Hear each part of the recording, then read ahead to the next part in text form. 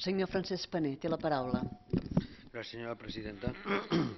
No és un projecte polític, és un projecte cívic, que és molt diferent. Si alguna cosa té de polític és que compromet les polis que es van trobant al llarg del traçat d'aquest camí. Des d'aquest punt de vista, efectivament, és un projecte polític. Ara, és un projecte cívic i els companys i les companyes que són aquí, escoltant-nos avui, conjuntament amb nosaltres, hem fet un llarg camí per arribar a aquesta conclusió, que és el punt 1 de la part dispositiva de la proposta de resolució. Manifestar-los el reconeixement i el suport a ells i a elles per un projecte que mereix aquest reconeixement i aquest suport. Per què?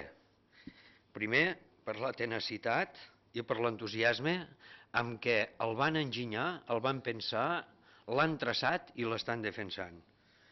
En segon lloc, per l'enginyositat del propi projecte, perquè efectivament ho és d'enginyós, perquè no és gratuït, va buscant aquells indrets que tenen més interès i més arrelament en la cultura dels diversos països de llengua catalana que va recorrent.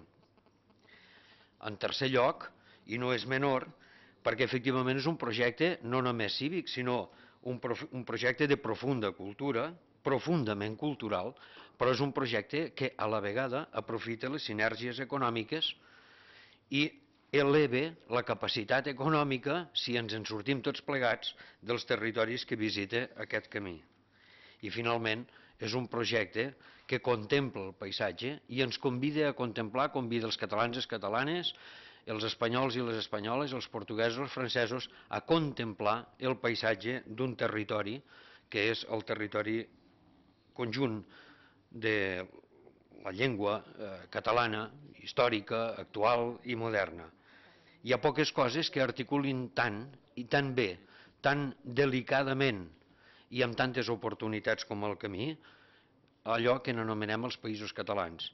I és per això que no només hem de fer el reconeixement amb l'aprovació d'aquesta proposta de resolució, que afortunadament pot ser que sigui fins i tot unànime, sinó que a més hem d'animar efectivament el govern perquè en la mesura del possible busqui les complicitats amb les parts privades per donar suport a la possibilitat que s'implementi efectivament aquest camí, que és el camí de la nostra història i apunta efectivament cap al futur, un futur molt enginyós i un futur profundament català, profundament cultural, profundament sostenibilista.